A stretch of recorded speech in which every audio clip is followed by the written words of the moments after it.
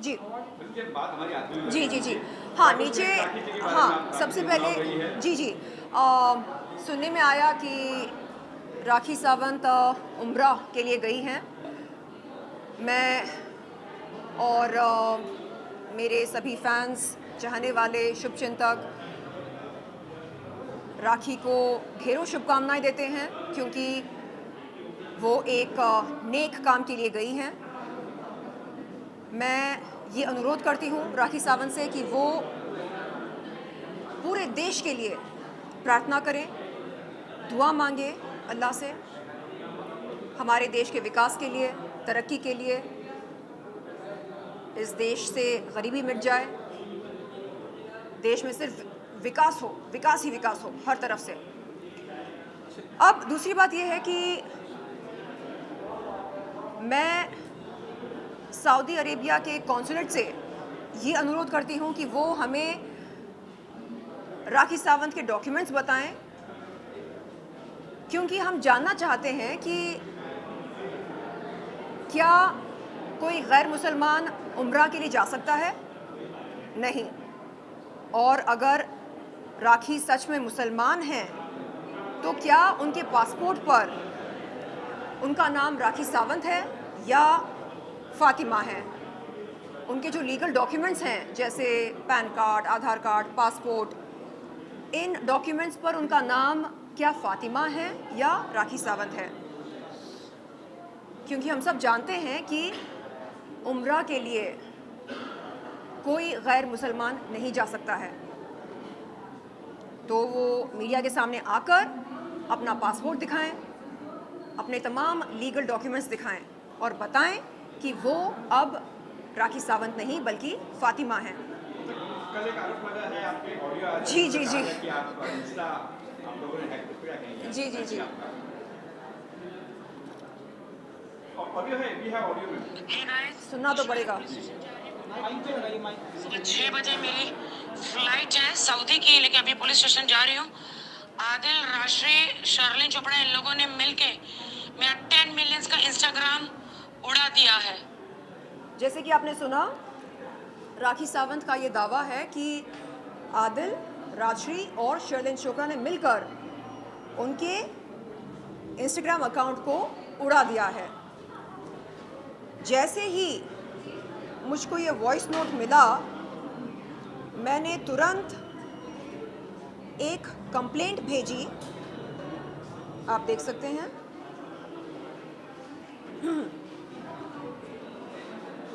इन तमाम email, this message can not be displayed. Okay, ये email addresses हैं। एक सेकेंड,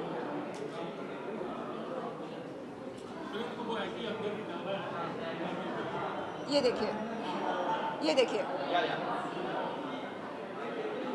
ये तमाम वो ईमेल एड्रेसेस हैं।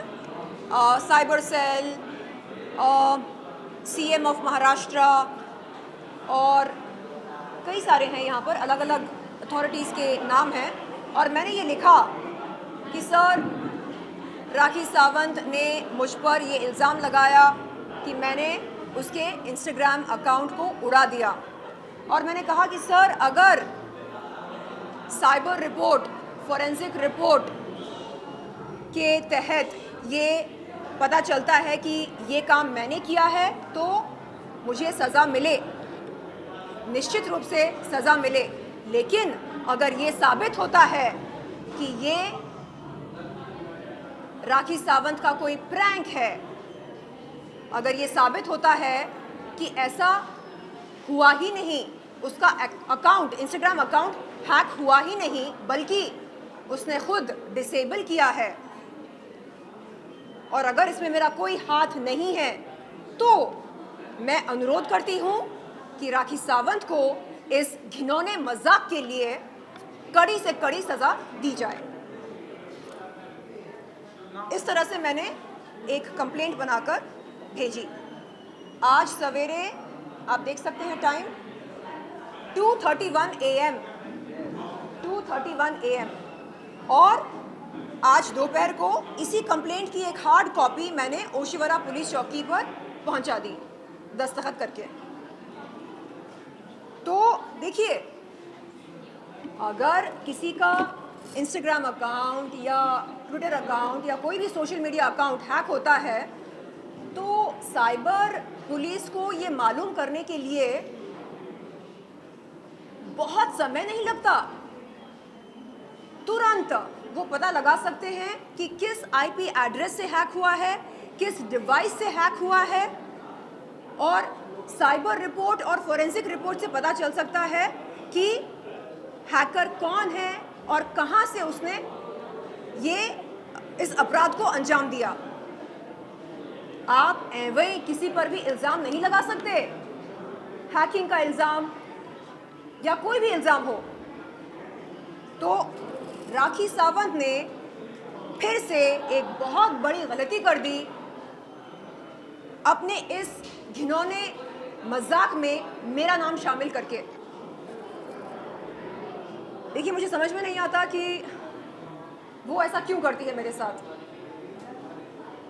क्यों इतनी दुश्मनी, क्यों? क्या आप बता सकते हैं? मैं आपको बताती हूँ, अवार्ड ले लेते। अच्छा ठीक है, अवार्ड लेकर मैं आती हूँ और फिर मैं आपको बताती हूँ कि क्यों मैं मैसूर गई थी राखी सावंत के लिए इंसाफ की गुहार लगाने। कैसे उसने मुझको मजबूर किया था। वो मेरे घर पर आई, मेरे सामने रोई, और वो अकेली नहीं थी, उसके साथ राश्री भी आई थी। तो राश्री इस बात की गवाह है कि वो मेरे सामने आई, मेरे घर पर रोकर गिड़गिड़ाकर उसने कहा कि शर्लिन, अगर तुम मेरी बहन हो, अगर तुम महिलाओं के लिए कोई मसीहा हो तो मेरे साथ चलो। मैंने कहा भाई, बहन, मेरी बहन, मैं तेरी सगी बहन तो हूँ नहीं, और तूने जो हरकत करी है मेरे साथ मीडिया के सामने, मेरे आपत्तिजनक फोटोज वीडियोस दिखाकर, मेरी इज्जत की नीलामी करके, तूने जो शर्मसार काम किया है, उसके बाद अगर तू कहती है कि तू मेरी बहन है और मैं तेरी बहन हूँ, तो इससे बड़ा घिनौना मजाक हो ही नहीं सकता। तो मैंने कहा, ये बहन बहन ये सब साइड में रख, ये बता कि तू क्या चाहती है मुझसे। तो उसने बोला कि तू बहुत अच्छा बोलती है, तू बहादुर है, तू चल मेरे साथ। क्योंकि इस समय पीड़ित मैं हूँ, मेरे शौहर ने मुझको दगा दिया, धोखा दिया, मेरे साथ बेवफाई की, तू चल मेरे साथ। तू अपने सारे रंजिश को दरकिनार करके मेरे साथ चल। मैंने कहा ठीक है, अगर मेरे चलने से तुझे लगता है इंसाफ मिलेगी, तुझे इंसाफ मिलेगा या जस्टिस मिलेगी, तो ठीक है, मैं चलने को तैयार हूँ। लेकिन इसका मतलब ये नहीं कि मैं अपने लिए स्टैंड नहीं लूँगी। जो लड़की दूसरों के लिए स्टैंड ले सकती है, क्या वो खुद के लिए, स्वयं के लिए स्टैंड नहीं लेगी या नहीं ले सकती है? तो मैंने उससे कहा कि ठीक है, आपको लगता है कि मेरे चलने से आपको इंसाफ मिलेगा, मैं चलने को तैयार हूँ। तो मैं गई वहाँ पर। लेकिन वापस आने के बाद राजश्री के नेल आर्ट स्टूडियो पर क्या हुआ, मैं आपको बताती हूँ अवार्ड लेने के बाद। धन्यवाद जी।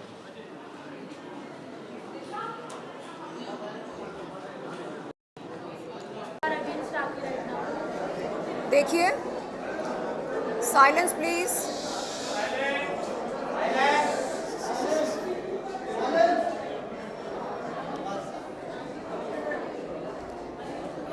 देखिए, राखी सावंत के खिलाफ मेरी लड़ाई कभी थी ही नहीं।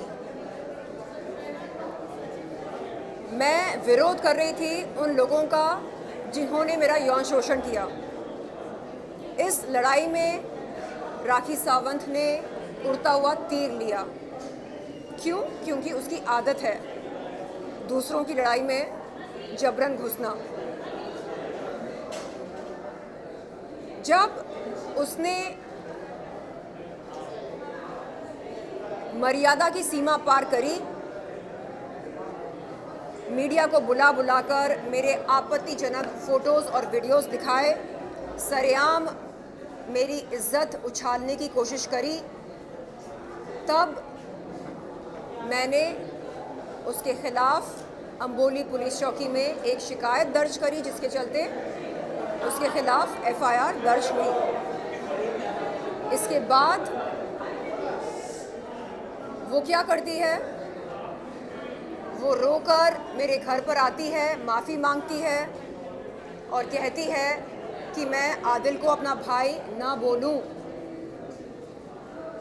और कहती है कि मैं उसके साथ मैसूर चलूं उसके लिए इंसाफ की गुहार लगाने। जब मैं पूछती हूँ क्यों, ऐसा क्यों करूँ मैं, तो वो कहती है क्योंकि मैं अच्छा बोलती हूँ, क्योंकि मैं बहादुर हूँ, क्योंकि मैं जब बोलती हूँ तो मेरे शब्द लोगों के दिलों तक जाते हैं। तो उसने कहा कि क्योंकि समाज में मेरी स्टैंडिंग है, वो चाहती थी कि मैं उसके लिए खड़ी हो जाऊं। मैंने हमेशा पीड़ित महिलाओं का साथ दिया है, तो उसने मुझसे विनती करी कि मैं अपने पर्सनल डिफरेंसेस दरकिनार करके उसके साथ जाऊं और उसको सपोर्ट करूं। मैंने उससे कहा कि इंसानियत के तौर पर मैं जा सकती हूं उसके साथ, लेकिन इसका ये मतलब ना निकाला जाए कि एक महिला होने के नाते मैं अपने लिए स्टैंड ना लूं, क्योंकि मुझे लगता है कि जो महिला खुद के लिए स्टैंड नहीं ले सकती है वो क्या ही दूसरों के लिए कुछ भला कर पाएगी। मैसूर से आने के बाद हम दुबई गए दादा साहेब फाल्के आइकन अवार्ड के लिए।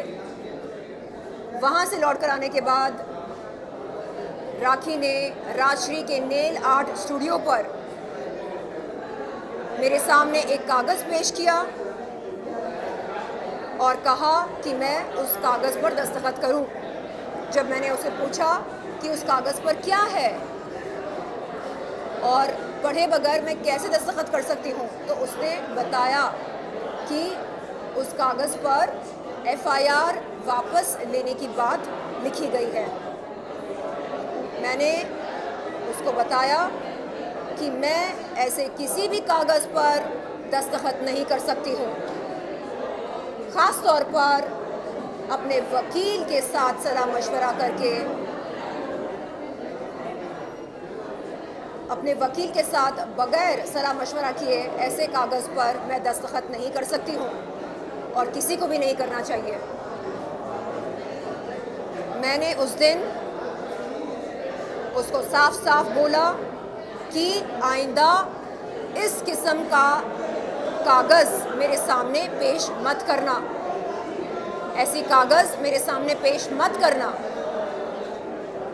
स्पष्ट रूप से मैंने उसको समझा दिया था, जिसके चलते उसके मेरे बीच में दरार पैदा हुई। उसे लगा कि मानवता के नाम पर, इंसानियत के नाम पर मैं भूल जाऊंगी कि उसने मेरी इज्जत उछाली, मैं भूल जाऊंगी कि उसने मेरे साथ मर्यादा की सीमा पार करी। मैंने उसे समझाया कि एक इंसान होते हुए मैं उसकी मदद कर सकती हूँ,